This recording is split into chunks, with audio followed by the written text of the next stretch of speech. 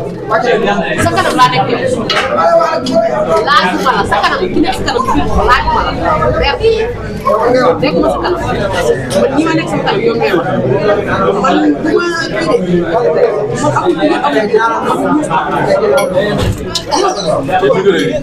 saya tak ada haram aja kini sekarang udah kok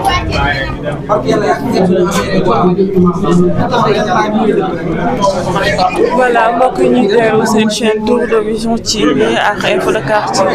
jaajëfal bu baax a baax tey nag ñu fas yéene ñu wax yéen rek ci ab déclaration bi nga xam ne kii di Pape Djibril Fall moo daal di ko woote daanaka rek ñu ngi fii si siège am ba sum tey ji ñu jàpp nag ne ñi nga xamante ne nii moo di déclaration bi rek dina àddu jëmale ci wàllum bii la dialogue gannaaw ba nga xam ne joxeegul décision wam ba tey gis nañu nag ñu bëri ci ay parti politique daal di def ay communiqué ndax yi ni mel joxe seen décision ci bii la dialogue ndax dinañ def waaw wala déet waaye nag ki nga xamante ne nii moo di moom Pape Djibril Fall dégguñ ko si ba tey kon nag ñu jàpp ne fii ak minute rek suñu ko déggoo moom Pape Djibril dina àddu jëmale rek si li nga xamante ne nii moo di bii lay dialogue nga xam ne son excellence Bassirou Diomaye Diakhar Faye daal di ko woote ñu teewlu ko rek ba xam décision lay jël gannaaw ba nga xam ne rek moom Khalifa Sall daal na di woote suba dimanche ngir moom tamit daal di àddu si bile dialogue waaye nag gannaaw ñi nga xamante ne nii rek daal di woote moom Khalifa Sall nga xam ne bu baax a baax ne moom dans un état de droit dafa gëm bu baax a baax li nga xam ne moo di dialogue ndax nag dañoo war a waxtaan gannaaw yi le kàddu ñu jàpp ne moom Khalifa Sall rek dina pare ngir dem dialogue kon nag ñu gis ne gannaaw ba nga xam ne sax moo ngi nekkoon ca opposition ba ci coalition Yewwi Askan Wi ki nga xam ne moo di Macky Sall kon nag gannaaw ndax li nga xamante ne moo ci li nga xam ne moo di dialogue bi nga xam ne woote woon na fa rek gisoon nañ ko moom tamit ne demoon na bu baax a baax muy gis bi lay dialogue kon nag dañu koy déglu rek moom Khalifa Sall ñu jàpp ne suba tamit dina tontu dina wuyu bu baax a baax jëmale ko si bile dialogue kon nag dañu koy taaxirlu ba su tey jii nag kii Pape Fall moo fas yéene àddu rek jëmale si bile dialogue kon ndax day dem wala ndax du dem yan décision la si jël nañ ko xam fii ak simili voilà. laay. ah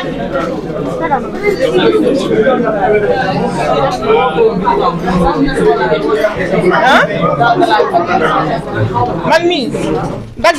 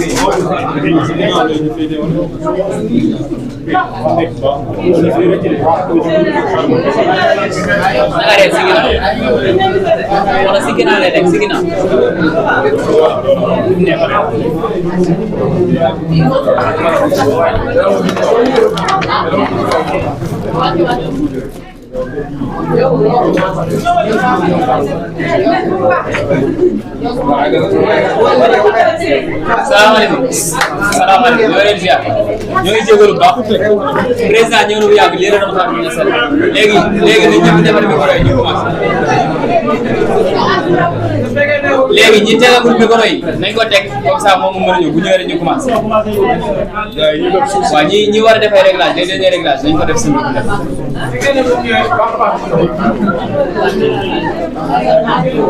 def nañ def dernier réglage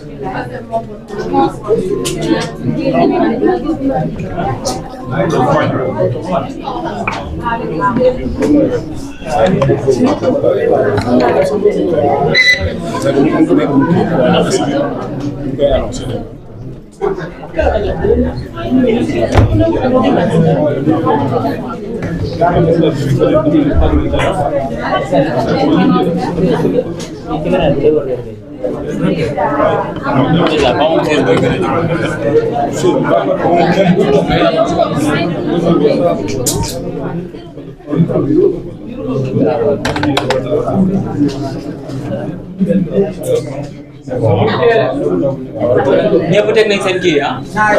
ok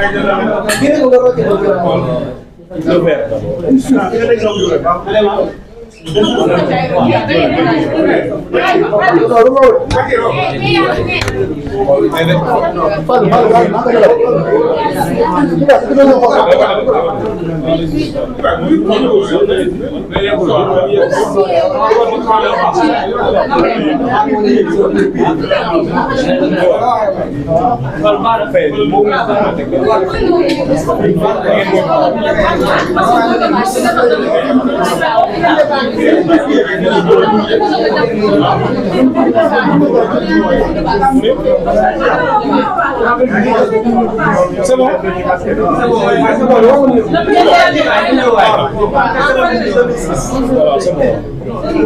Abdou.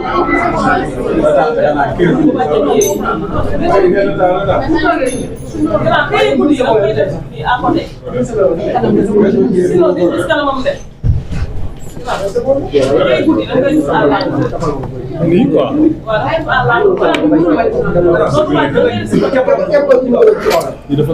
Mais c'est bon, dina fay parce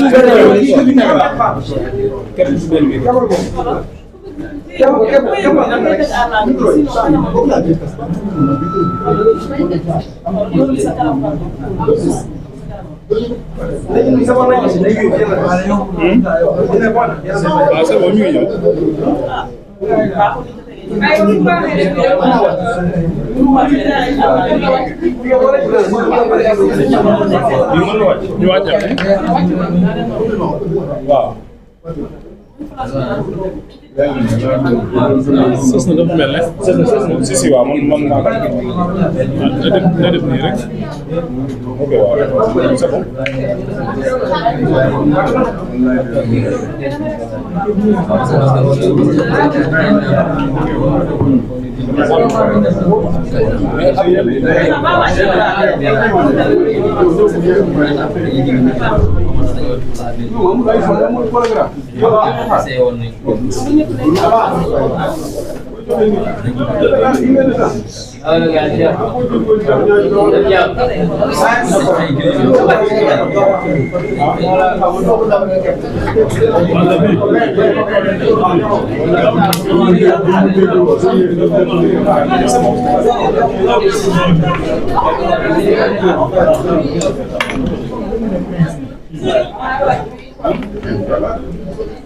mu ñëw la mu gaaw c'est bon baax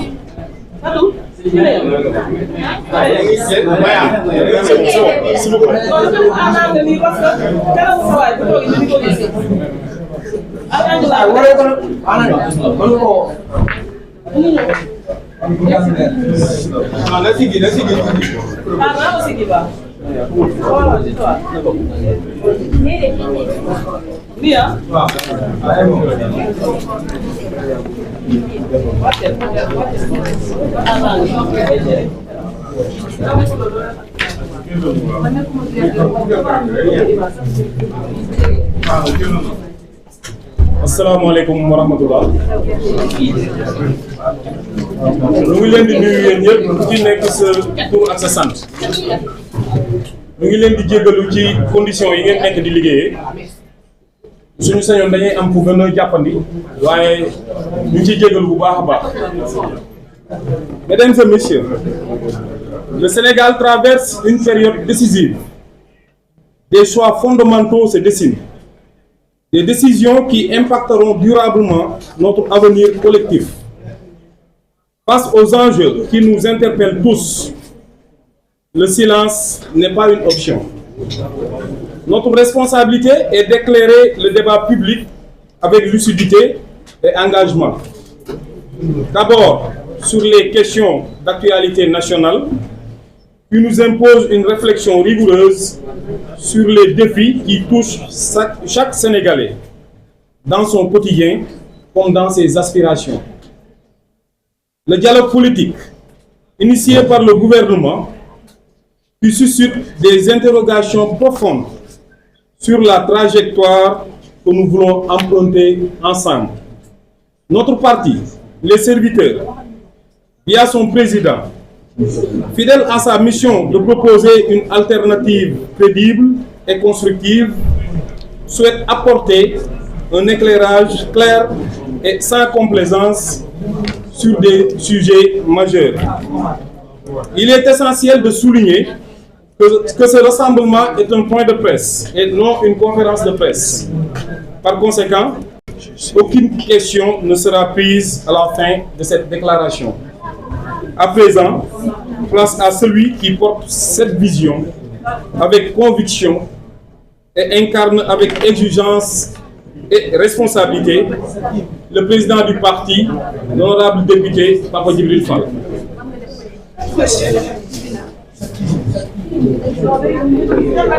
Asalaamaaleykum.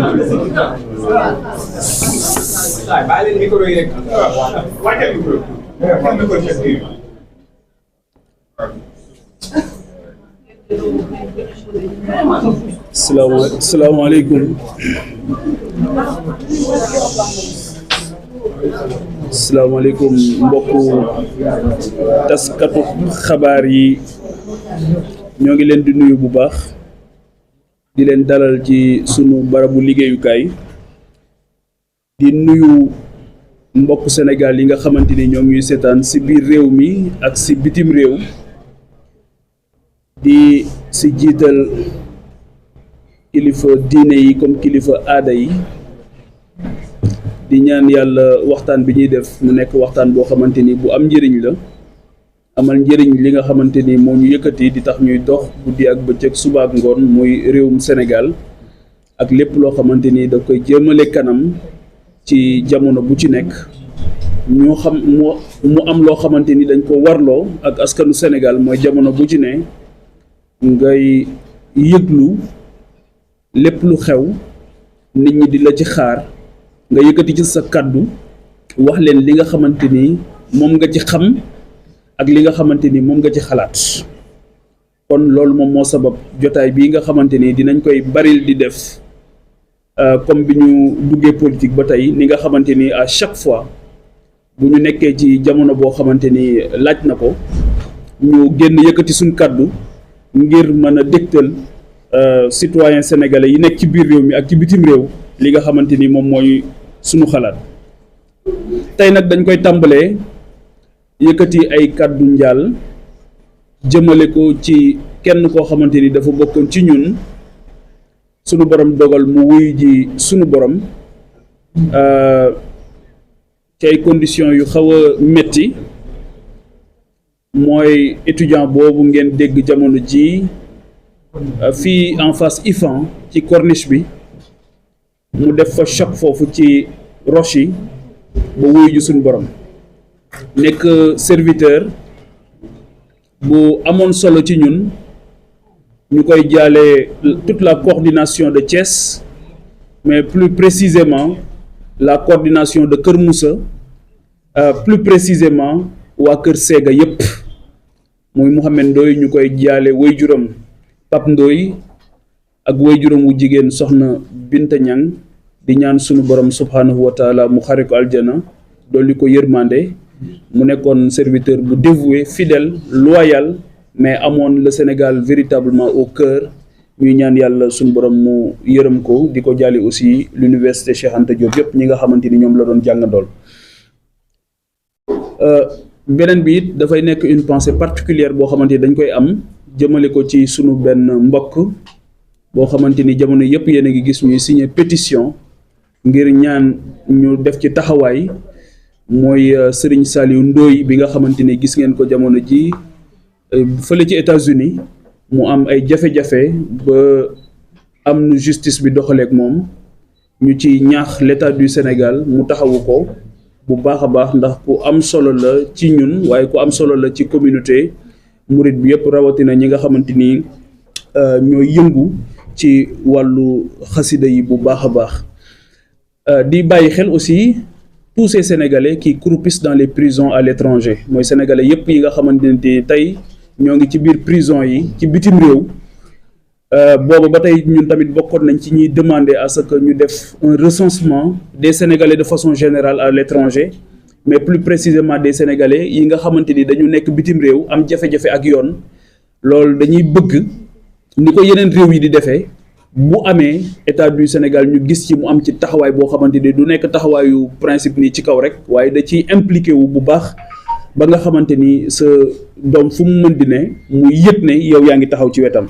donc véritablement ñoo ngi ñaan ñu fa nekk ñëpp nekk ci ay jafe-jafe ndax tukki rek dafa metti waaye tukki ba pare am fa jafe-jafe nag dafa gën a metti surtout bu fekkee ne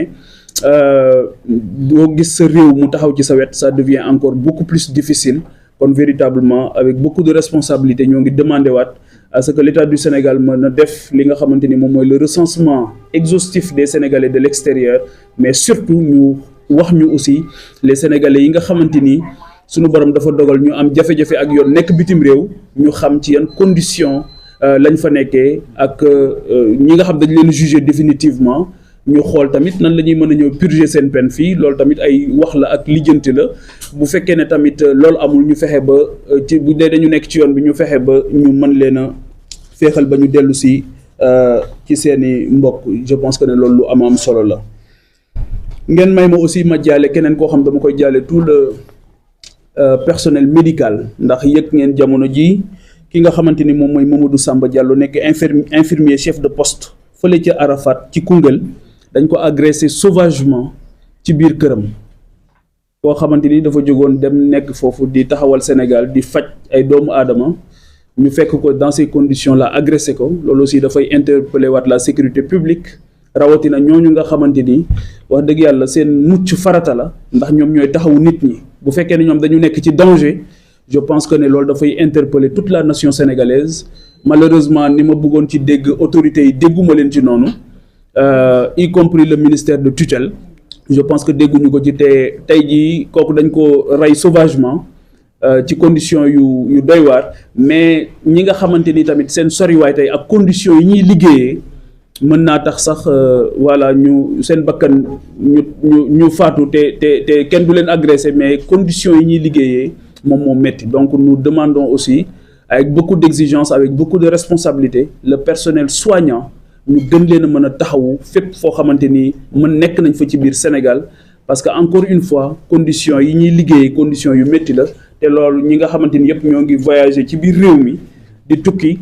gis nañ ne des fois nga fekk leen ci conditions d'hébergement yi mais conditions de travail yi parce que tout simplement boobu ba tey aussi ñoom ñoo ngi xaar une revalorisation ci seen i conditions yi nga xamante ni ñoo ñu liggéey te liñ ciy jot ci ay jàmbat yooyu dafa bari lool te lu ci ëpp ci ñoom bu ñuy jàmbat du ñu jàmbat lu jëm ci ñoom mais dañuy jàmbat loo xamante ni moom moo leen mën a permettre ñu def seen liggéey convenablement. leneen li tamit comme ni ma leen ko waxee léegi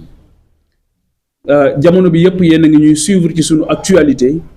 ñuy dalal ay sénégalais yu jógee ci boor bu ci nekk sénégalais yooyu nag maa ngi yëkkati sama sama ngërëm ci sama turu formation politique di leen gërëm bu baax a baax a baax ndax fii ñu toll jafe-jafe bi ñu am sax mooy nan la ñuy mën a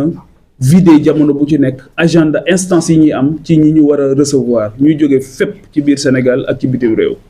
donc ñooñu tamit nga xamante ni tey ak démb dañ ñoo gis comme koo xamante ni yëkkati soxla askan wi dafa nekk yitte bu mag ci yow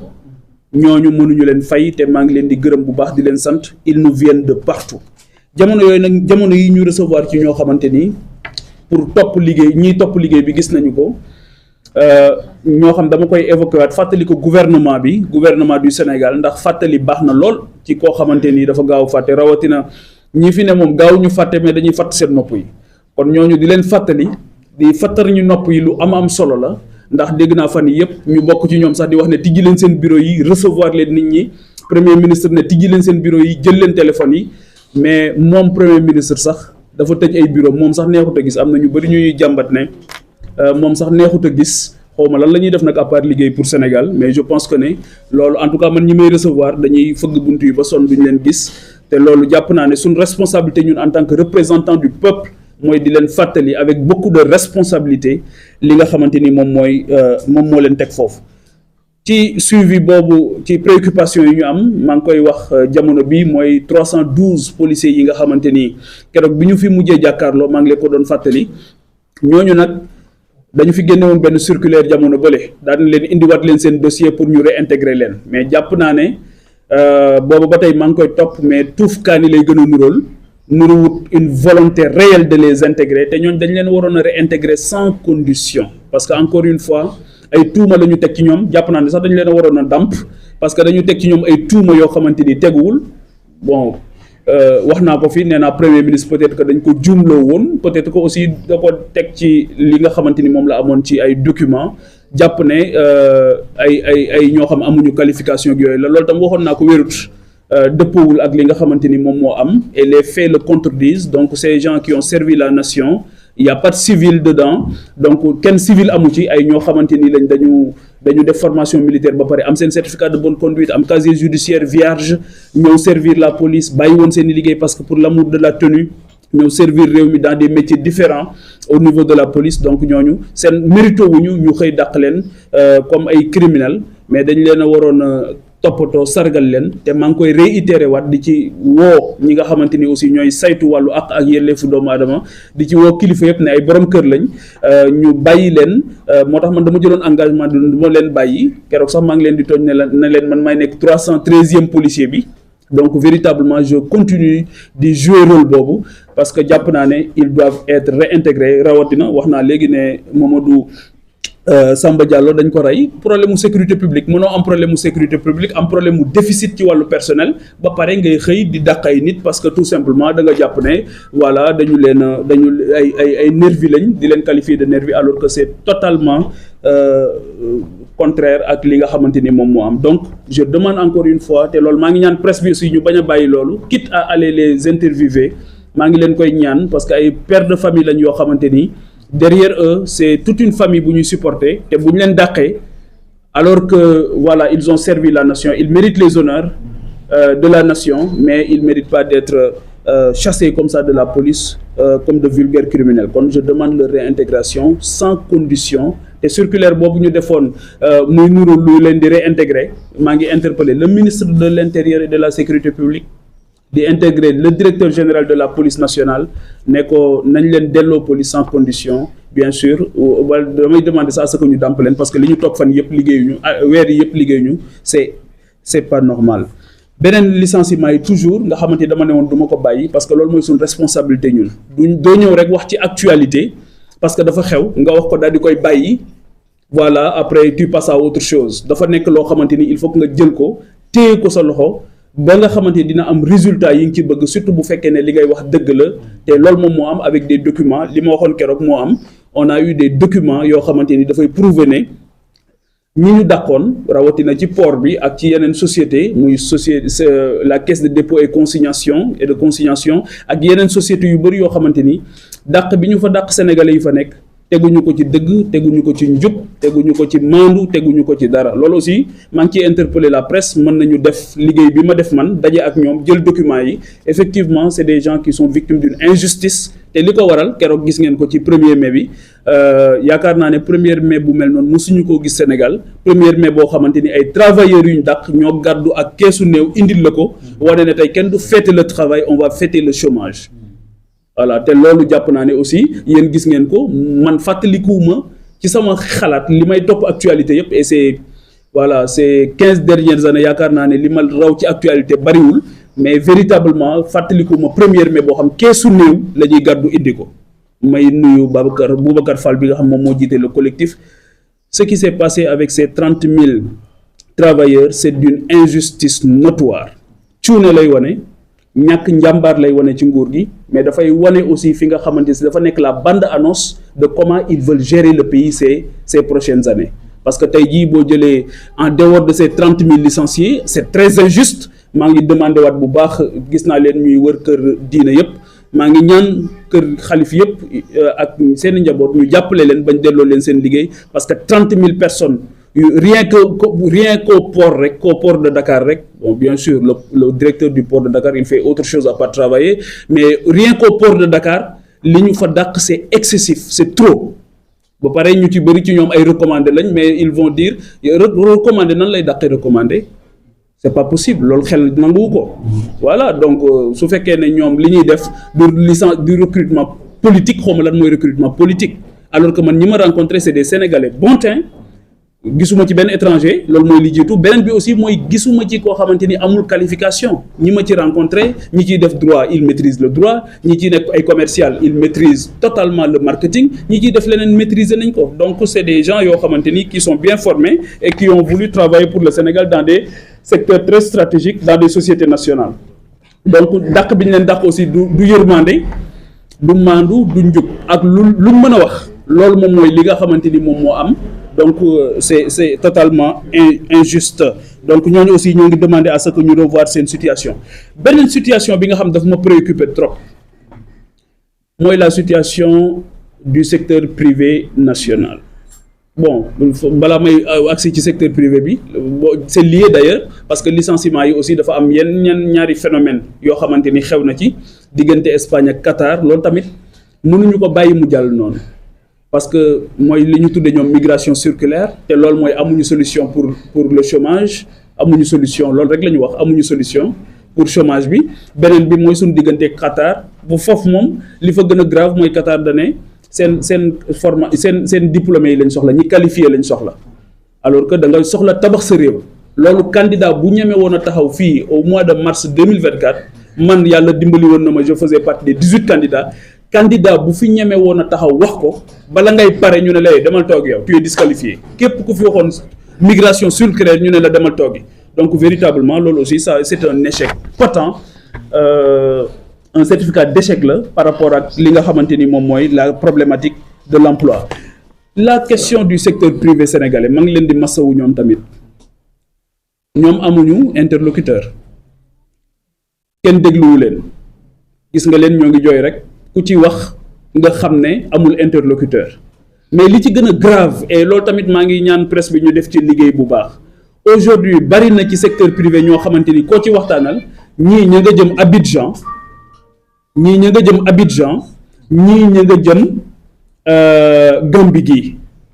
ñoo ngi ku nekk yaa ngi xool nan ngay def ba dem liggéey ji feneen parce que ñii ils sont persécutés mais quelqu'un du secteur privé boo xamante ni tey boo demee fa ñuy daggee impôt ñoom ñëpp ña nga fa rang donc foofu la ñuy xëy tey donc véritablement je pense que le palais et la primature d'ailleurs dañ ko déplacer dañ ko def léegi ay bureau bis de la DGID parce que c'est là-bas aussi où ils ont choisi de persécuter les hommes d'affaires loolu tamit jàpp naa ne c'est inadmissible réew li koy développer mooy un secteur privé bu am solo bu bëgg réewam buy jàppale réewam mais dafay ànd ak un état stratège bu intelligent boo xamante dina mën a dimbali réewam pour mën ko suqali loolu nag la ñu gisul fii gis nañ ne notre état n'est pas suffisamment stratège véritablement dafa nekk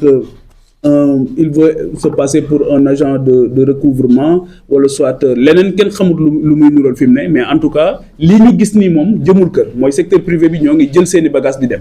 je pense que même presse bi am na ci ñoo xamante ni ñoo ngi bëgg a jël seeni bagages tamit di dem mais bon je vous demande de rester on va mener le combat ensemble pour la situation surtout des travailleurs que vous êtes dans les maisons de presse parce que xam nañ ne métti woon na mais gën naa métti léegi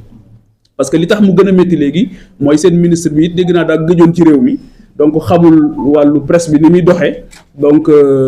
il dit tout et n'importe quoi te jàpp naa ne loolu tamit yelluwul baax na ñu delloo si en tout cas à l'orthodoxie un ministre boo xam dina mën a wax ak la presse jàppe leen ay collaborateurs mais du leen jàpp rek comme aussi ay vulgaires délinquants yoo xamante ni daf leen war a persécuter tëj seeni groupe de presse jàpp naa ne loolu c'est inadmissible. leneen li nga xamante ni aussi daf ñu dal fan yi mu am solo di dugg toujours dans ce cadre de l'incertitude économique mooy dañu recevoir benn mouvement bu am solo bu tudd ànd dooleel transport qui rassemble les taximans beaucoup de taximans le regroupement des taximans du Sénégal may nuyu seen président Pape Seck Modou Seck bi dëkk Pikine ñu ñëw seet si ma c'est la deuxième fois ñëwoon nañ seet si ma avant la présidentielle parce que boobu dañ doon wër di déglu candidats yi ci lan mooy seen préoccupation sur la problématique du transport bi élection yi jàllee aussi jamono bi ñu gisee ni seen secteur demee ñuy wut li ma wax léegi ne kenn dégluwu leen le ministre des transports buggu leen a recevoir buggu leen a déglu le premier ministre buggu leen a déglu le président moom li gën a grave non seulement dégluwu leen mais dafa dem rencontrer seen concurrent boo xamante ni dafa ñëw di leen def une concurrence déloyale sur le terrain beneen bi mooy yéen ñëpp gis ngeen ay xeetu taxi noonu laa ko mën a tudd VTC yoo xamante ni yéen a ngi leen di gis ñuy daw ci dëkk bi mais ay ñoo xam ñi ko moom du ñu ay sénégalais ay doxandéem lañ yow secteur bi nga amoon rien que man ñi ma recevoir seen regroupement bi ak boo ko defee par extension il tourne autour de 28 000 il y a 15 000 qui sont actifs li ñu wax mooy ñu ci bëri ci ñoom ñoo ngi bëgg a jaay seen i taxi parce que tout simplement la concurrence non seulement la concurrence est déloyale mais beneen bi mooy jafe-jafe yi ñu am pour ñu mën leen a déglu pour mën a réformer seen secteur pour mën a changer le parc automobile renouveler ko mais mën leen a accompagner aussi pour ñu def un service public du transport de qualité loolu ñoom ils sont dans les dispositions ils ont montré la volonté mais il n'y a pas une volonté politique réelle en face donc loolu aussi ma leen ci massawu ñoom parce que ñëw nañ ma dalal leen ñu xam seen secteur comprendre ko mais bizarrement le ministre qui est un simple bureaucrate qui se retrouve dans son bureau et ses collaborateurs pense connaître mieux le secteur que ñoom ba nga xamante ni dafay jàpp ne dafay bunkériser wu dans son bureau def lu ko neex mais li gën a metti c'est-à-dire 28 000 personnes 15 000 personnes qui sont dans un secteur soo jëlul sa temps déglu leen xaw ma lan ngay def leneen li mooy l'histoire des déguerpissements gis ngeen ko tamit bon premier ministre dana yëgu ko woon bon doon naa ko fàttali fële ci assemblée nationale ne ko dégg naa nga ne yëgoo ko woon bon un premier ministre boo xam loo wax mën a yëgu ko donc loolu aussi ça pose problème donc il faut que aussi ñoom ñu gën a góorgóorlu ci di yëg li nga xamante ni moom moo xew leneen li mooy la vie chère temps yëpp waxoon naa ko keroog nee naa leen bàyyi leen ministre yi ak DG yi nekk ci plateau yi naan dund gi wàññeeku na yéen ñii di ma interviewé fii tey ak ñi may seetaan xam nañ ne tey la wàllu gën a ay tey la woyofal bi gën a cher tey la yeneen intrant yëpp gën a saf-sap donc wàññeeku bi moom kuy am salaire u 5 millions ak kuy am salaire u 8 millions dégg naa am na ñu ci am salaire u 9 millions xeet yooyu donc ñooñu moom mënuñoo apprécier dund gu wàññeeku waaw donc ñoom bu ñu ñëwee ci seen plateau yi naan dund gi wàññeeku na da ngeen leen day opposer leen ko rek avec un micro trottoir dem leen rek def micro trottoir koo ci tegal micro trottoir bi mu daw dégg naa sax léegi ñu ci bëri ci ñoom bëggatuñoo ñëw ci plateau yi et je pense que kanam la jëm su fekkee nguur gi parce que c'est difficile de défendre l'indéfendable et plus ñuy dem plus le plus un gourou de la com mënul sax communiquer sur du top donc il faut du réel pour communiquer et je pense que actuellement jàll nañ une année boo xamante ni véritablement il y a un vrai problème beneen bi mooy c'est sur la justice waxoon naa ko keroog waxaat naa ko Macky Sall dane woon j'ai mis le coude ci ay dossiers mais Ousmane moom daa jël tànk yeeg lépp teg ko ci dossiers yi parce que boo jógee bëccëgu ndara kam en tant que premier ministre dem ne da ngay seeti un détenu koo xamante ni jàpp nañ ne dafa tooñ bañ yóbbu ko nga dem seeti ko pour man c'est la meilleure façon de mettre la pression sur la justice et je demande à la justice de tenir bon waaw parce que coude ak ay tànk moom yi nga xam da nga jóg waaxu ci dox ci kaw dossiers yi xaw ma ban moo ci gën a métti donc je pense que ne li woon wonniwul malheureusement et c'est là où je condamne encore une fois le fait que ñu téye Abdou Nguer ci biir kaso bi Abdou Nguer moom dinaa ci ñëw ci kanam ci dialogue politique bi Abdou Nguer des kaso dialogue politique di am pour man amul sens Abdou Nguer des kaso dialogue politique di am pour man amul sens parce que ñëpp xam nañ ne dañuy wër fi mu ne dañu dem sax xawma ndax Sénégal yëg nañ ne génne nañ Abdou Nguer keroog kaso yóbbu ko sécurité cybercriminalité ngir dégluwaat ko ngir am charge yu ñu teg ci moom comme ni ñu génnee keroog ku tudd Lat Diop ngir yóbbu ko ndax téye nañ ko 7 mois affaire bi mel ni château de cartes ñu gis ne kii kat li ñu ko jàppee dafa mel ni voilà dëgërul keroog génne nañ ko tamit yóbbuwaat ko pour tegaat ko yeneen charge te loolu leen dal ci ñoon gëm naa ne ci ñëpp la leen dal moo tax léegi dafa mujj sax commencé sauf sénégalais yi bon au départ boo ne woon mandat de dépôt ça fait l'actualité mais léegi boo ne mandat de dépôt les gens ils passent à autre chose parce que dañ ci commencé sonn en réalité et effectivement ce que le procureur avait dit parce que bi mu defee déclaration boobu bu njëkk bi day wax di wax ba ci yàgg ngeen dégg mu ne je ne suis pas nous ne sommes pas des prédateurs mais monsieur le procureur c'est tout comme de plus en plus c'est tout comme de plus en plus parce que Abdou Nguer aujourd'hui détenu en prison ça n'a pas de sens c'est une et le juge Dème ma koy nuyu li mu wax dafa am solo nee na à un moment donné c'était l'instrumentalisation de la justice aujourd'hui c'est la banalisation de la justice te moom su ko waxee ñu mën ko gëm parce que sonné na alerte bi bu yàgg daal ne j'avais démissionné d'une justice qui avait démissionné et aujourd'hui pour man à ce rythme là di nga woo nit sax mu ne la lan nga may woowee waaw parce que ils sont en train de faire pour man loo xamante ni jàpp naa ne xel nanguwu ko et que c'est à l'image de tous les autres détenus yi nga xamante ni ay détenus ci wàllu opinion lañ leen tëjee leneen li mooy sur le plan politique toujours et la justice képp waxoon naa ko fii képp koo xamante ni Ousmane Sonko xuppoon na la wala mu jàpp ne def nga lu ko teree nekk candidat soit muté nañ la fu sori pour sanctionner la soit bu dee acteur politique nga xamal ne moom yow tu es dans le collimateur ku mel ni Abdou Nguer ñëpp xamoon nañ ne dina dem kaso dañ doon laaj kay kañ lay doon waaye chaque jour dañ ko doon wax ne ko yow moom doo tabaskee sa kër wala doo korité sa kër maa ngi demander nag à ce que mu dem tabaskee ji këram parce que il fait absolument rien en prison te bu fekkee ne wax njombe bu fekkee ne wax njombe rek waxkatu njombe yi xam nañ fu ñu nekk parce que je pense que ne de plus en plus mbir yu mel noonu am na feneen foo xamante ni foofu lañ koy dégg bien entendu leneen li nga xamante ni dafa am solo te démb ma déglu ko renseigné wu ci bu baax mooy la problématique des étudiants dinañ defaat beneen waxtaan ci université yi ak ci étudiants yi parce que am nañ ci ay liggéey yu am solo yu ñu ciy def gis ngeen li xew université Bambey ma leen di masawu ñoom tamit parce que man foogoon naa ne lacrymogène 2024 lay jeex Sénégal man loolu laa foogoon lacrymogène 2024 lay jeex Sénégal waaye keroog li ma gis ñu dóor ay étudiants ay lacrymogène ci biir université bu Bambey loolu ça fait c'est une honte pour xale yoo xam dañoo jóg pour dem jàngi amut lu ñu leen di fayee lu dul ay lacrymogène parce que tout simplement dañuy revendiquer de façon pacifique li nga xamante ni moom mooy seen droit parce que njàqare boo xamante ni am nañ ko donc je pense que ne les universités de Bambey université bu Saint-Louis tamit gis naa ñuy grève mais bi gën a daw yaram c'est l'université Assane Seck de Ziguinchor démb maa ngi saluer d'ailleurs étudiante bi ma dégg mu wax avec beaucoup de responsabilité mu ne nous ne sommes pas ici pour créer un désordre mais dañuy rappeler un droit mais li gën a métti nee na bi ñu waxee ak seen recteur bi nee na dafa wax ne amul jot bi il n'a pas le temps il n'a pas aussi amul jot nee na amul jot amul xaalis pour prendre en charge ci ay chapiteaux yu ñu leen doon def xale bu jigéen bi étudiante bi wax ne chapiteaux yi tàng na tàngoor boo xamante ni ñi dañuy xëm di daanu ci en plein cours nekk dans des conditions inhumaines pour jàng donc les conditions pour ñu jàng dans ces chapiteaux là n'étaient pas réunies mais léegi nag dañu ci boole tëj chapiteau bi donc su ma ci waxee loolu ba pare donc di wax le ministre de l'enseignement supérieur ñu gën a bàyyi xel sur la situation des étudiants ba nga xamante ni étudiant Sénégal moom dootul am benn yitte budul parce que un Sénégal souverain juste et prospère mënoo koo am lu dul da nga am un enseignement supérieur de qualité une recherche de la recherche et de l'innovation boo xam dañ koy financer et les chercheurs du pays actuellement wax nañ leen xalaatuñu sax ay financement ak yooyu parce que je pense que ne actuellement li ci xew doy na waar. beneen bi nga xam dañ leen recevoir fii ma leen di nuyu c'est l'école nationale développement sanitaire mooy ENDSS ñoom dañu ñëw seet si ma ñu waxtaan moom seen directeur da leen porté woon plainte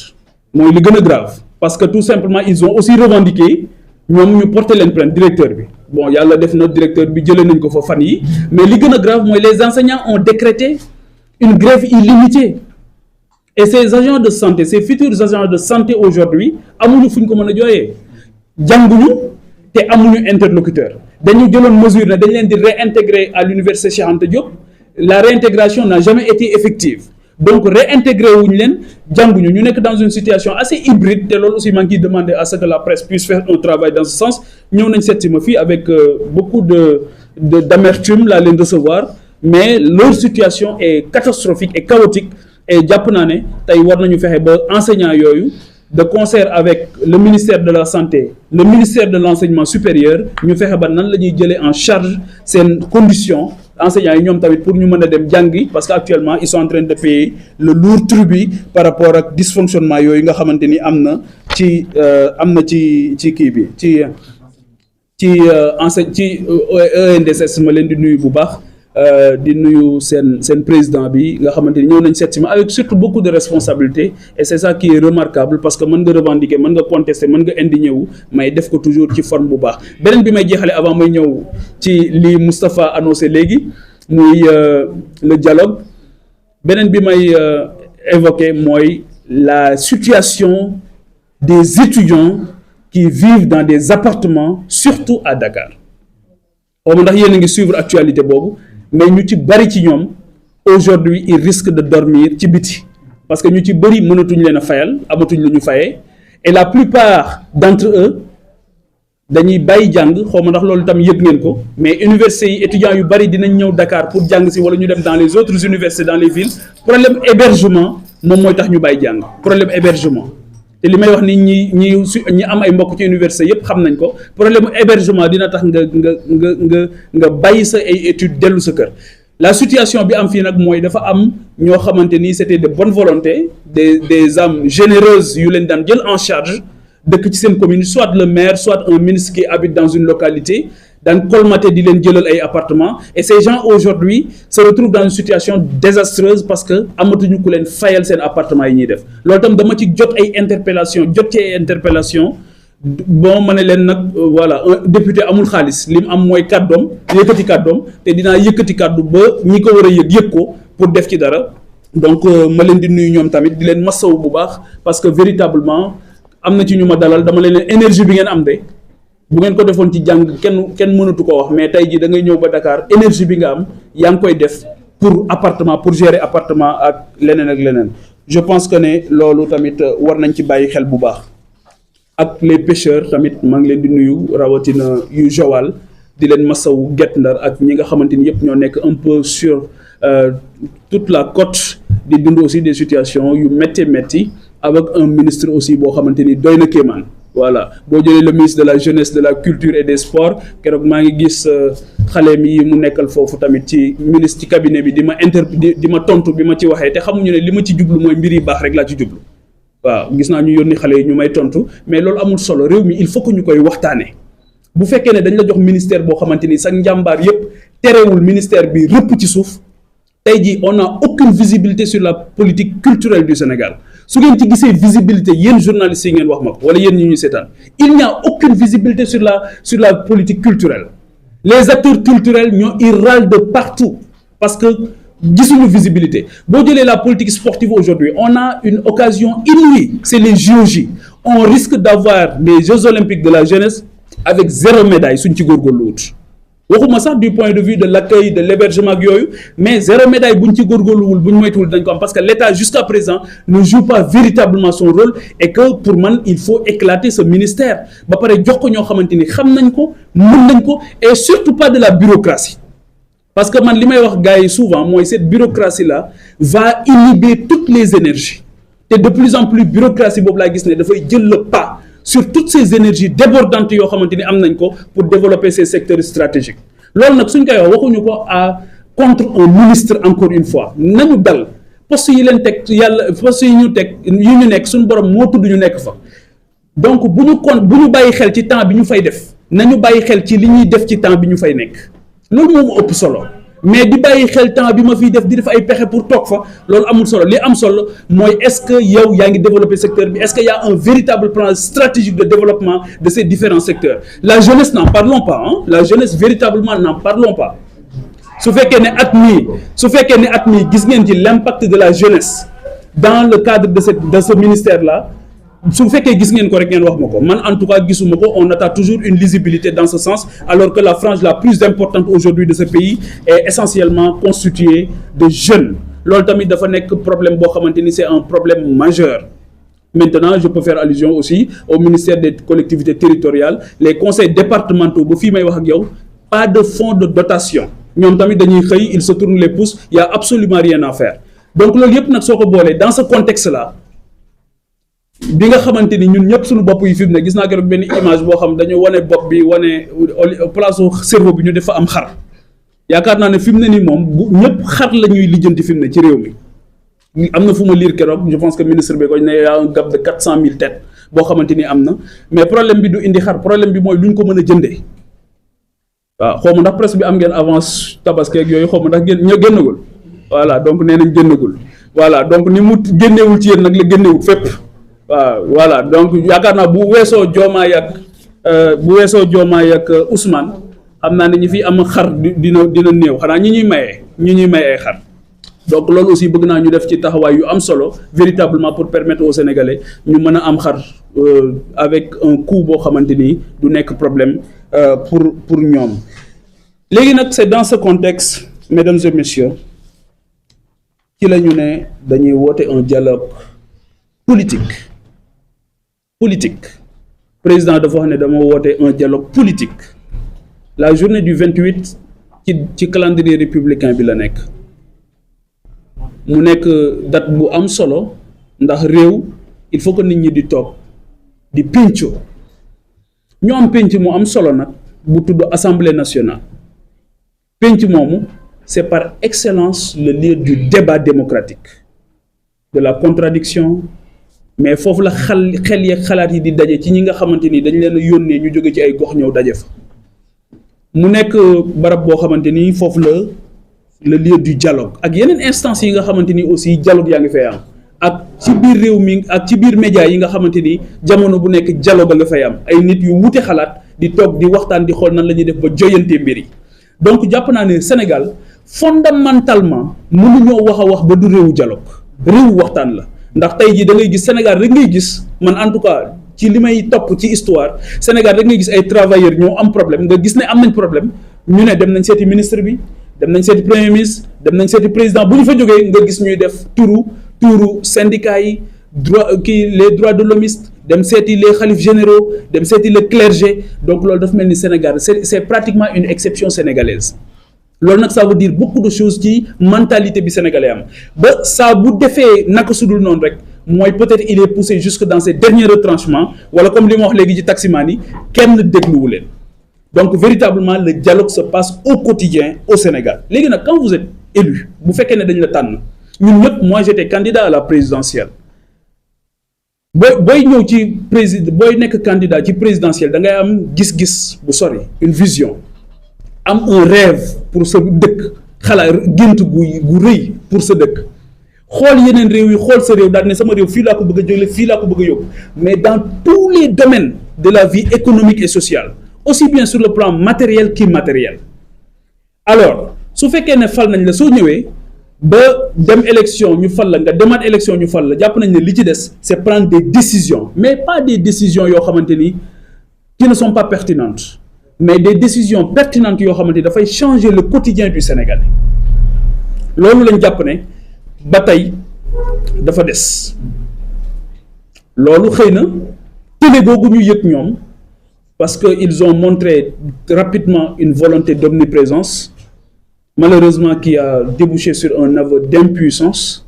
dafa mel ni fi mu ne ni loolu moo tax ñu ne échec bi il faut que ñu wut nag ñu ko porteel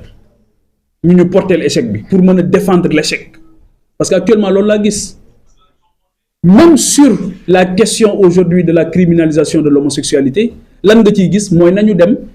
génn ay nit yoo xamante ni dañuy expliquer lan moo tax mënuñu ko def booba ba tey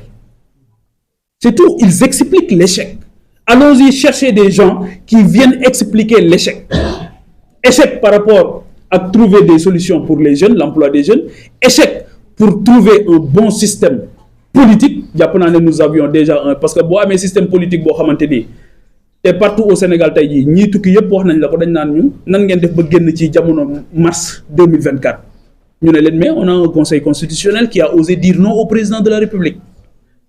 C'est tout. La fameuse loi interprétative bi nga xamante ni ñoom moom la ñu bëgg a choisir ñi nga xam ñoom la ñuy topp ak ñi ñu dul topp conseil constitutionnel attention li ngeen bëgg a def nii jëmul kër donc Sénégal réew moomu la réew moo xamante ni da ngay bëgg a def dara ak koo mën a doon su tegul ci yoon dina am ku ne la attention fi nga bëgg a jaar du fii moo tax moo xoon ko keroog ne ko kenn du effacer kenn dañuy bàyyi nit ñi ñu nekk fii di wax seen xalaat di ko wax nag ci yar ci teggin ci xam-xam ci yitte bu mat sëkk te man loolu lay woote mooy yar xam-xam teggin ju mat sëkk mais yitte aussi bu mat sëkk parce que loolu moom mooy développer réew et gis naa absence de volonté boobu de la part des autorités actuelles. Alors donc loolu moo tax ñun bi ñu bind effectivement j'ai été saisi parce que ñi ñuy topp yëpp xam nañ ne nous sommes une formation politique très responsable 3 ans de vie politique lañ def ma fàttali ko journalistes yi 3 ans de vie politique fàttali ko wàlle Sénégalais yi ñuy topp yëpp 22 avril 2022 la ñu def suñu déclaration pour dugg en politique 22 avril bi passé la ñu def 3 ans de vie politique 3 fois lañ ci dem élection bokk élection législative 2022 bokk élection présidentielle 2024 24 mars 2024 bokk élection législative 17 novembre 2024 3 élections am na parti politique yu fi nekk depuis 10 ans 20 ans ku leen gis ñu dem élection nga wax ma yéen tey suñu siège ngeen ñu fekk dem leen ngeen topp parti politique yu fi bari yu fi nekk bu ngeen leen fekkee ci seen siège ngeen wax ma bari na parti politique yu fi nekk rares sont les partis politiques aujourd'hui qui ont une école du parti ñun on a une école du parti gis ngeen keroog lañu doon lancé à Kaolack suñu plan de formation de notre école du parti loolu tamit c'est factuel dem leen ngeen xool yeneen parti yi kan moo ci am un parti politique du moins boo xamante ni dafay jël ay militants ay sympathisants di leen tàggat te aujourd'hui ñun suñu parti politique am na ko loolu aussi dama koy joxe comme information ñu lancer ko keroog lancer le plan de formation avec un excellent directeur au niveau de Kaolack pour mu tàggat li nga xamante ni mooy képp koo xam dafa jóg pour ñëw di tàggatu ci politique bi ci politique yemuñu ci sax dañu am ñun un secrétariat national en charge de l'entrepreneuriat et de la promotion du volontariat mooy ndaw ñi nga xamante ni tey dañuy ñëw ci politique rejoindre ñun duñu leen jàngal saaga duñu leen jàngal xaste duñu leen jàngal lakk duñu leen jàngal taal mais dañuy leen jël tàggat leen ci wàllu entrepreneur donte amoo métier mën nañ la dimbali ci ñi nga xamante ni mën nañ la former ci métier ngir wane suñu yéene dëppoo ak li ñuy woote woo muy les serviteurs bari na koo xamante ni fii la dugg fii la ami métier et ils peuvent me témoigner ñoo ngi nii toog donc véritablement c'est le travail que nous sommes en train de faire au service du Sénégal donc su fekkee ne ñëw nga dans ce contexte là yor nekk pouvoir on te demande d'apporter des solutions et les gens apprécieront et pour man c'est ça qui n'a pas été fait bi ñu bindee nag parce que nous sommes une formation politique responsable comme ni ma ko waxee léegi ñun dañu jël suñu responsabilité bindaat tamit delloo leen un document boo xamante ni bien fouillé bien recherché bi ñu yónnee les termes TDR daal ne lii mooy suñu participation loolu ma mën ci lim au débat loolu ma mën ci lim ay points yoo xamante ni rapidement dama koy tënk après dinañ leen jox document bi ngeen exploité ko mais yi nga xamante ni jàpp nañ ne dafa am solo te di ay di jàmbat ci Sénégal nga xamante ni mooy créer la suspicion au niveau des élections loolu jàpp nañ ne bi ci jiitu mooy le rôle du ministère de l'Intérieur loolu moo tax en 2022 déjà ñun dañu demander woon à ce que ñu mettre en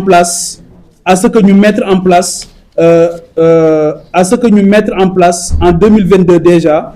benn kuréel bu tudd une haute autorité de la démocratie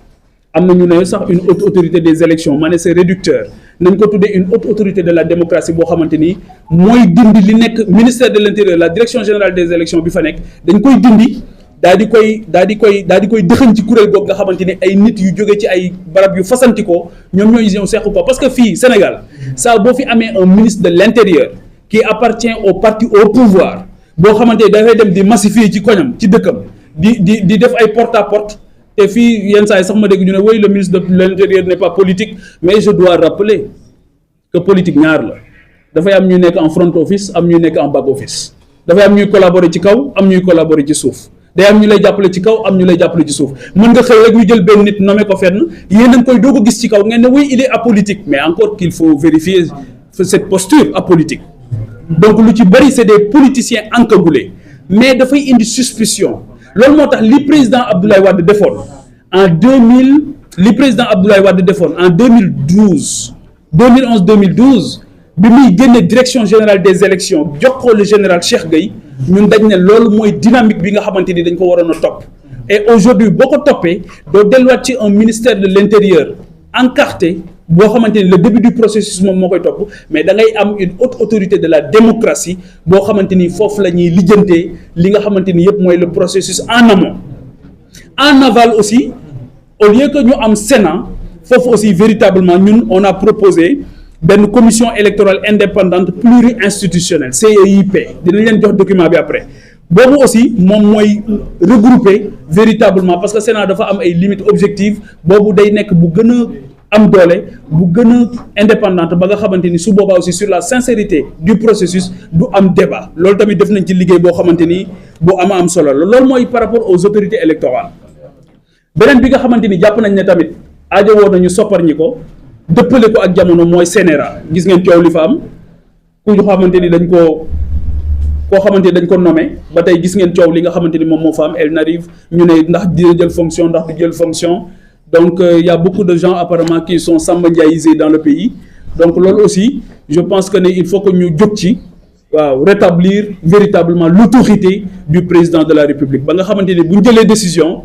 ay quelques nit du ñu taxaw fële rek ne il conteste la décision ñu ne ko yow doo jël fonction loolu tamit kenn xamut lan la donc CNRA aussi dañu bëgg ñu yeesal ko jox ko de véritable pouvoir de sanction équitable ba nga xamante ni dina mën a def liggéeyam donc ñu établir aussi une charte des médias en période électorale avec des obligations de pluralisme parce que souvent damay dégg ñu ne le service public ak le service privé de l'audiovisuel en réalité loolu abus la secteur public moo am ak secteur privé mais tous les médias ont une mission de service public à partir du moment où tu remplis le cahier de charge de l'État que tu bénéficies d'une licence de l'État da nga war a def une mission de service public léegi nag loolu dafay baax ci jamono bu ne mais amoo koo mën di doon ci média que tu sois pour ou contre lu dul dañ la war a imposer un pluralisme au niveau en période de campagne électorale et même bu dul période campagne électorale je pense que le rôle des médias c'est d'être au centre et d'assurer une distribution équitable de la parole loolu jàpp naa ne lu am solo la te ñun beneen bi nga xamante ni aussi jàpp nañ ne jurisprudence ci élection législative yi mooy ñun li ñu delloowaat ci li ñu laaj ci xalaat mooy il faut aussi que ñu instituer le débat dans ce pays surtout ñi nga xam dañu bëgg a jiite Sénégal premier tour mën na facultatif il faut que médias yi góorgóorlu pour organiser ko mais il faut que le débat CNRA mën ko accompagner mais CNRA mënul wax ne les conditions ne sont pas réunies pour un débat donc il y aura pas de débat mais il faut qu'il y ait un débat tey jii même waxuma la loolu sax waxuma sax en période présidentielle waxuma législative ci tête de liste yi mais même dans les mairies dans certaines mairies stratégiques il faut que ñu am aussi la capacité de faire des débats entre ñi nga xamante ni ñoom ñooy concourir au suffrage des Sénégalais ba nit ñi am une lisibilité par rapport ak choix yi ñuy def et loolu dañu jàpp ne premier tour des élections présidentielles ça peut être facultatif mais dañu jàpp ne dañu war a tey jii Sénégal war a avancer ba rendre obligatoire au second tour en cas de second tour le débat entre les deux personnes qui sortent du lot ñooñu moom seen débat farata la war a doon kenn ku ci nekk yëkkati sa xalaat wax li nga xalaat ba nit ñi mën a apprécier li nga xamante ni moom la ñu ki xalaat beneen bi c'est par rapport beneen question bi nga xamante dañ ci xalaat lu bari bind ci aussi delloo ko ñi nga xamante ni ñoom ñooñu bind yónnee mooy par rapport ak li nga xamante ni mooy le code électoral ñun dañu jàpp ne le code électoral a été instrumentalisé et modifié au gré des intérêts politiques dégg ngeen fi article 29 am na ay temps journalistes yëpp a maîtriser benn jamono journalistes yëpp a maîtriser article 29 article 30 article 100 article 200 ñëpp ko maîtriser tout ce qui touche yenn saa yi bu ñu nee article 29 sa xel dem ci Karim Wade bu ñu nee article 30 sa xel mën na dem ci Khalifa Sall vice versa parce que dañ doon modifier le code électoral au gré des intérêts politiques loolu moo tax ñun dañu xalaat ne il faut uniformiser les versions et instaurer une version consolidée officielle leneen li mooy la CEDEAO dafa wax ne à 6 mois d'une élection présidentielle mënatuñu laal li nga xamante ni moom mooy les règles du jeu ñun jàpp nañ ne c'est dafa xat trop te mën na nekk source de conflit ñun suñu sañoon dañuy def à 18 mois 1 an 6 mois d'une élection présidentielle kenn dootul laal les règles du jeu ba nga xamante ni dinañ mën a nit ñi seen xel dina ci mën a dal beneen bi aussi mooy ñun jàpp nañ ne y a qu'au Sénégal où on organise les élections pratiquement en début d'année ñun dañu jàpp ne dans toutes les démocraties majeures mën nañ di envisager les élections législatives comme présidentielles en fin d'année loolu ça permet véritablement ñu bañ a ñàkk benn année parce que boo ko defee en début d'année souvent c'est une année morte alors que l'économie n'attend pas le temps ne chôme pas le temps est totalement contre nous donc on ne peut pas accepter de perdre véritablement du temps donc bëgg nañ aussi véritablement que les gens dépolitisent li nga xamante ni moom mooy la justice le remaniement du conseil supérieur de la magistrature ak yu bari yoo xamante ni xalaat nañ ci bind nañ ci dinañ ko mettre à votre disposition mais encore une fois je dois rappeler que nous étions un candidat à l'élection présidentielle et képp koo xamante ni da nga nekk candidat élection présidentielle question yi ñuy interpeller ni tey boo xoolee TDR yi da ngay xam ne lii moom bu fekkee nit xalaatu ci ba pare daal di ñëw ne dafa bëgg a nekk président de la République mooy kooku parewul woon et malheureusement c'est ça qui se passe léegi nag au regard de l'urgence de l'heure au regard du contexte actuel au regard de tout ce que les Sénégalais vivent actuellement ak li ma fi soulever yi nii yëpp ci kii bi ñun jàpp nañ ne moment bi c'est assez compliqué pour mobiliser autant d'énergie nee nga pour réfléchir sur des questions yoo xamante jàpp naa ne mën nañ ko jéggi rapidement parce que les questions économiques n'attendent pas et je dois rappeler que fondamentalement nous sommes ñëpp xam nañ ko des gens de paix et de dialogue pourvu que les conditions soient réunies parce que tey jii bi ñu wootee les assises de la justice ñëpp xam nañ ne dama jël sama responsabilité am le mandat de mon parti ma dem ci assises de la justice yi assises yi lan moo ci génn lan lu ngeen mën a teg baaraam moo ci génn booba ba tey dans les tiroirs wala am na lu ngeen ci yëg lu génn ci biti man yëgu ma loo xamante leen daal xam naa ko moom bi ñu jógee ci assises de la justice yi daal def nañ njombe boo xamante ni jàpp naa ne c'est le plus grand scandale de ce régime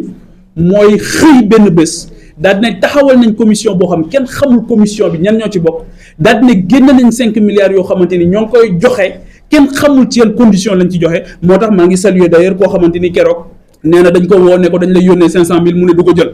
ma ne ko wax nga dëgg parce que kan moo mën a définir lan mooy tax nit nekk victime kan moo mën a définir loolu ku dul justice mais sur quelle base ngay joxe kii 500 000 kii 150 000 kii 10 millions kii 30 millions ci ban base nga koy joxe xaalis boobu xaalisu Sénégal la waroon nañu xam fan lañ koy jëlee beneen bi mooy surtout la qualification de victime wax naa ko fi waxaat naa ko fi ki nga xamante ni dafa tëj liggéeyukaayam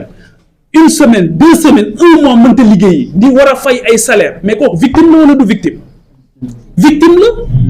ki nga xamante ni dafa war a faju ji ci hôpital yi tëj ba mu faatu këram parce que mënul dem faju ji parce que transport public amatul kooku victime la wala du victime la donc il y a en voulant faire de la justice ils ont véritablement fait de l'injustice commission bi yéen journalistes yi laay interpellé dem leen ngeen laaj commission bi ñan ñoo ci bokk dem leen ngeen laaj leen 5 milliards yi ban taux d'exécution lañ toll mais dem leen ngeen laaj lan moo tax Samba am 500 000 Demba am 10 millions kii am 30 millions kii am leneen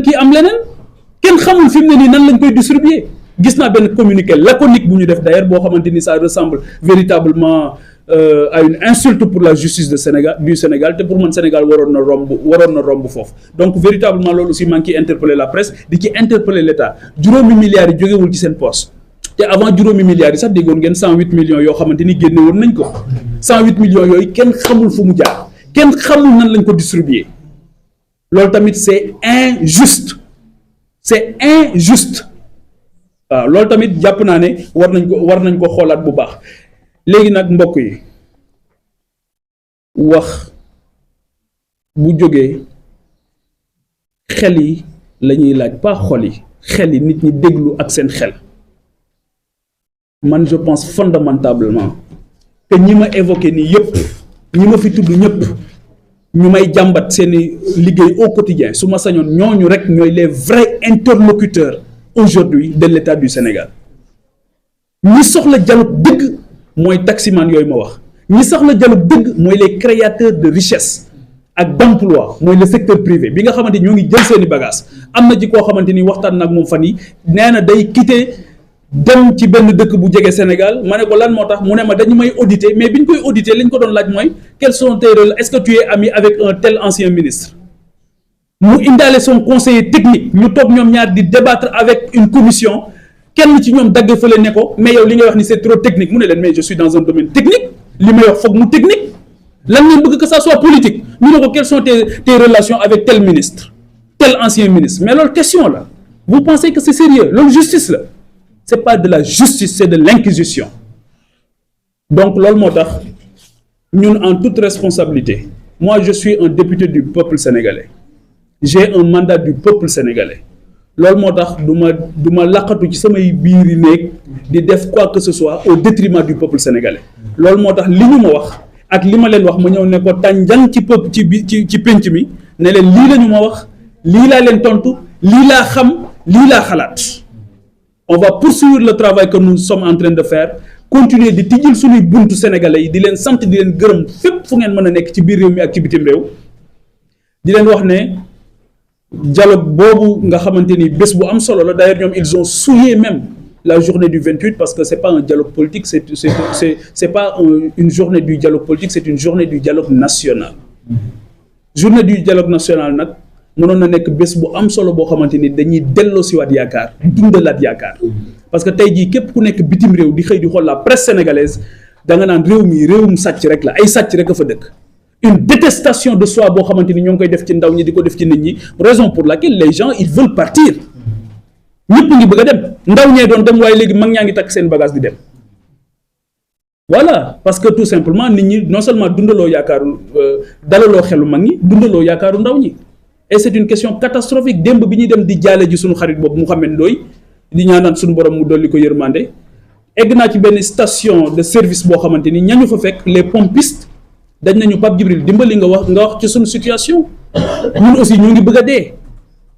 donc ñooñu situation yooyu ñu nekk ak seen yaakaar ni mu jeexee ñun dañoo bëgg ñu dundalaat yaakaar yi parce que encore une fois ñi ñu fal ils sont de notre génération te nii ñu nekk di échec mbetteel mu rëy lañ ci am ñun ñëpp nii ñu nekk di échec mbetteel mu rëy lañ ci am te jàll nañ une année boo xamante ni rien n'a été fait xool naa ba sonn keroog benn journaliste laaj na ma ko ne ma at mi ñu romb lan nga ci xalaat duñ def ma ne at mi ñu romb moom le premier ne bii moo wane liñ ci def keesu néew lañ indi moo tax keroog bi ñuy jël cahier de doléances yi bu ngeen xoolee le langage corporel des autorités nga xam ne ñii nag wax dëgg yàlla seen yaram neexul tey am na ci ku ma dégg sax mu ne añul ma ne ko mais nooy añee ñun ñëpp añ kenn añul nit ñi añuñu ngay wax añu ma munul ba génn nga dem añi yow wóor na leen ne moom dina fekk sa añ am na koo xam ne génn na te wóoru ko ne dina fekk añ këram bàyyil di tudd say añ ak ay duma nelaw ak ay duma añ ak duma reer ak buñ la falee ñu jox la lépp ne la léppalal nit ñi parce que ñoom léppal nañ la mais mënoo fi nekk di jooy ay añ ak i reer ak ndékki wala naan du ma tëdd nelaw du ma non mënutoo nelaw parce que yow sa tant que yaa ngi am jàmm soo moytul nit ñi duñu am jàmm da ngay xañ sa bopp jàmm pour nit ñi am jàmm da ngay xañ sa bopp tawféex pour nit ñi am tawféex da ngay muñ say nelaw ngir nit ñi mën a nelaw da ngay muñ yenn saa yi sa añ pour nit ñi mën a añ lii bégal sa xol mooy le sentiment du devoir accompli loolu moo war a bégal sa xol donc il faut que je les invite ñu yëkkati yitte yi nag yokku yërmande gën a defaat yërmande voilà bañ génn ci yi nga xamante ni ci la ñu nekk et qui nous rappelle un certain passé assez sombre et assez triste dans l'histoire du Sénégal en tout cas maa ngi leen di gërëm bu baax ci wuyu si bi ngeen ñu wuyu si je pense que le message a été clair et entendu di gërëm sénégalais yi doon ñu seetaan ci biir réew mi ak ci bitim réew di leen wax ne le débat pour le débat pour le discours le combat pour le Sénégal reste intact, mais exclusivement au profit des Sénégalais. On ne porte aucun combat par procuration. Dugguñu politique aussi pour def ay pexe pour am ay poste DG wala ministre loolu tam dugaluñu ci politique. Dugguñu politique pour ñu woowee ñu ci buntu bi ñu jaar ci fenêtre bi pour ne dañoo bëgg a nekk ministre wala dañoo bëgg a nekk DG. On veut rester serviteur de la nation. Loolu mooy jaayante bi nga xamante ni moom la ñu jaayante ak askanu Sénégal ak fu ñu mën a ne donc di bàyyi xel aussi baykat yi di bàyyi xel ñi nga xamante ni tamit bu xiinee seeni fit dem ñoom tam ñu bàyyi leen xel taxawu leen summi costume yi wàcc bureau yi wàcc terrain bi taxawu sénégalais yi je pense que ne loolu c'est extrêmement important donc pour dialogue bi moom yónnee nañ suñuy xalaat bind nañ jox ñu nous sommes responsables et très élégants dañuy bind delloo leen waaye ñoo ngi leen di ñaan ñu recevoir ñi war a ñëw dialogue dëgg te ñool mooy sénégalais yii nga xamante ni dañoo sonn nekk ci ay jafe-jafe beneen bi mooy nit soo bëggee dialoguer ak moom da nga koy respecter et le respect là n'existe pas donc je les invite aussi à beaucoup plus d'humilité à beaucoup plus de respect ñun on va poursuivre le dialogue bi ñuy def avec le peuple sénégalais on va poursuivre le dialogue bi ñuy def avec les ñi nga xam kenn dégluwu leen ministre tijjilu leen seen bunt DG tijjilu leen seen bunt premier ministre bëggu leen a recevoir président de la république day recevoir seeni concurrents dañuy tijjil suñuy buntu le secteur privé national dañuy tijjil suñuy buntu doomu Sénégal yooyu nga xamante ni dañu nekk dans des secteurs stratégiques tels que l'éducation la santé la sécurité dañuy tijjil suñuy buntu aussi les reporters que vous êtes parce que j'ai été reporter je connais les conditions yi ngeen di liggéeyee métti woon na démb gën na métti tey je demande à ce que ñu gën leen a taxawu gën leen a bàyyi xel j'interpelle l'inspection du travail j'interpelle la direction des impôts pour ñu mën a dimbali les employeurs mais surtout dimbali les jeunes qui veulent véritablement dunde lu lew la ñu bëgg di ko sàkku ci li nga xamante ni moom mooy métier bu am solo bi di presse donc maa ngi leen di gërëm di leen sant di ñaanal sunu borom mu def ci Sénégal jàmm di ñaan yàlla mu def ci poos yi jàmm ak xéwal parce que gars yi moom xam naa ne pexe amatul. C'est bon.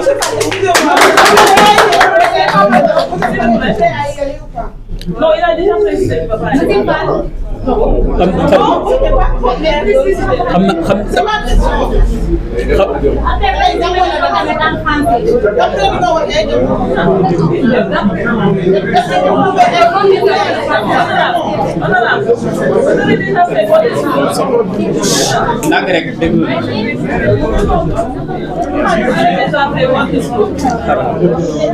Alors, soxna si maa ngi lay nuyu bu baax xam naa tàngoor bee la jàpp waaw dafa tàng waaw ñoo ngi siy jéggalu bu baax gis nga dafa tàng parce que woyofal bi dafa cher loolu tamit xam naa ne ñu gën cee góorgóorlu bu baax alors li ma wax je pense que ne leer na ñun dañu jàpp ne actuellement ñun on va poursuivre le dialogue bi ñuy def avec le peuple sénégalais di leen lépp loo xamante ni ñoom bëgguñu ko dégg ci jafe-jafe sénégalais yi ñun dinañ leen ko wax lépp luñ bañ a dégg dinañ leen ko wax waaye nag wax dëgg yàlla jàpp nañ ne condition d'un dialogue sincère condition bu fekkee ne dañuy dialoguer pour permettre de façon conjoncturelle régler ay problèmes de façon conjoncturelle ñun dialogue boobu mënuñu cee bokk dialogue dafay structurel dialogue bu ñu koy def réforme dafay structurel réforme du conjoncturel doo tailler c'est-à-dire que il faut qu'on arrête de violer les lois et règlements il faut qu'on arrête de violer les dispositions il faut qu'on arrête de violer la constitution waaw juste pour satisfaire les desiderata d'un homme ou d'une femme ça ne se passe pas comme ça et à chaque fois qu'il y a des velléités pour loolu les Sénégalais se sont dressés et ñun ku ndobin rey sa maam boo gisee lu ñuul daw voilà te encore une fois bi ñu wootee assise de la justice demoon na dara génnu ca dañ caa jógee sax wax naa ko léegi ñu jël seen juróomi milliards caxatee ko dëgg la wala dëgg voilà donc dans ces conditions là on ne peut pas se permettre véritablement di dem pour amuser la galerie wala orner mais bien sûr en formation politique responsable bind nañ jox ñu dinañ bind delloo leen may nuyu aussi le facilitateur général bi nga xam nit ku baax la jàpp naa ne ku jàmbaare la mais je suis sûr que les gens ne lui ont pas donné les moyens pour mu mën a réussir sa mission parce que li ci jiitu véritablement c'est beaucoup de respect vis-à-vis ci ñi nga xam ñoom nga ko seqal beaucoup d'égards yoo xam war nga leen amal nawloo leen et je pense que ils l'ont pas fait suffisamment maa ngi leen di gërëm bu baax di leen sant di leen